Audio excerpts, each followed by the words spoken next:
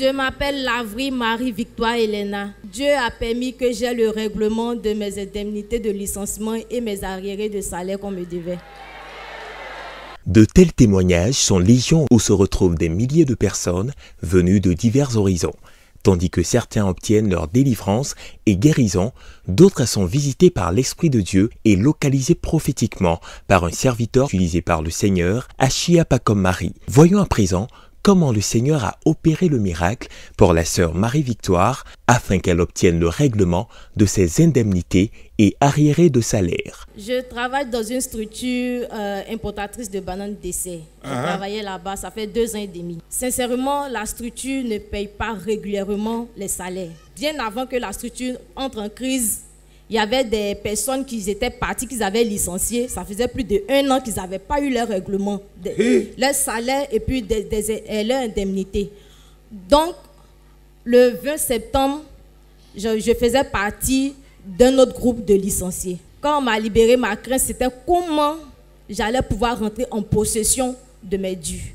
Et depuis août, je fréquente la Viva. Un soir, fin octobre, j'étais sur les réseaux sociaux et j'ai écouté le témoignage d'une sœur qui était venue ici, dans lequel elle disait qu'on devait de l'argent au père de son enfant. Et papa a demandé d'utiliser le psaume 109. Elle a mis en pratique et Dieu merci, le règlement a suivi. En même temps, j'ai saisi la parole. Je me suis levée le mardi passé à 4 h du matin pour faire mon combat d'habitude. Et dans ma prière, je demandais à Dieu de me donner tout ce qu'on me devait. Et puis, j'ai utilisé le psaume 109 à la fin. J'ai dit à Dieu, j'ai fait la promesse que quand j'allais recevoir l'argent, il allait être mon premier investissement. La dîme, maison, oui. Marie-Victoire a obéi et saisi la parole en mettant en pratique les conseils. Elle a ensuite prié pour ce sujet qui lui tenait tant à cœur et a fait une promesse au Seigneur. Dieu, voyant la sincérité de sa fille, va intervenir en sa faveur et lui prouver sa fidélité. Et c'est dans ça, le mardi, je suis partie dans la structure. On ne m'avait pas appelé, rien. Je suis partie pour leur demander qu'est-ce qu'il en était par rapport au règlement. Puisqu'on était déjà quitté à l'expression du travail, on n'avait pas eu gain de cause là-bas. Et c'est dans ça, Dieu a permis que j'ai un chèque. D'abord, je ne voulais pas de chèque parce que la structure est mauvaise payeuse. Elle peut te donner le chèque, mais elle ne va pas payer. Et c'est dans ça, moi je voulais en espèces. Mais quand on m'a donné en chèque, j'ai préféré prendre parce que c'était une preuve aussi qu'elle me devait. Et ils m'ont dit, va le vendredi pour encaisser.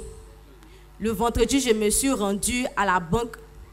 Et pendant que je m'apprêtais à endosser le chèque, la trésorière m'appelle pour me supplier de ne pas déposer le chèque. Elle dit, il n'y a rien dans le compte, que si je m'en vais, on ne pourra pas me payer, je vais retourner. Elle insistait, m'a supplié d'attendre le mardi. Regardez. Elle dit d'attendre le mardi de cette semaine-là, quand on est rentré là, pour que elle va m'appeler d'abord pour que je puisse aller encaisser le chèque. Mais quand Jésus a donné son feu vert, rien ne peut empêcher son accomplissement. C'est pourquoi ne nous laissons pas distraire. Méfions-nous des ruses du diable qui ne cherchent qu'à nous nuire et nous détruire. Avançons avec foi en gardant les regards fixés sur El Shaddai, le Dieu Tout-Puissant.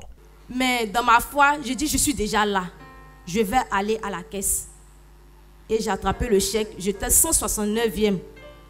J'ai attendu près de 4 heures de temps. Je suis allée au guichet. À ma grande surprise, j'étais au guichet, mais je continuais de prier. À ma grande surprise, je vois que la caissière fait sortir l'argent sans me dire qu'elle va aller voir un gestionnaire ou bien appeler qui que ce soit. Elle a fait sortir la totalité de tout ce qu'on me devait. Et je rends gloire à Dieu pour ça. Et pour cela, j'ai envoyé dans sa maison la dîme, ce qu'il a demandé, ce que je lui ai promis. Dans les temps anciens, Abraham et Jacob ont obéi au commandement de payer comme dîme un 10e de leur accroissement et le Seigneur les bénit. Les paroles de Malachie réaffirmées par le Seigneur promettent à ceux qui apportent leur dîme à la maison du trésor que le Seigneur ouvrira les écluses des cieux et répandra sur eux la bénédiction en abondance. Malachie 3, verset 10. Bien-aimés, si nous tenons nos promesses, l'Éternel tiendra les siennes.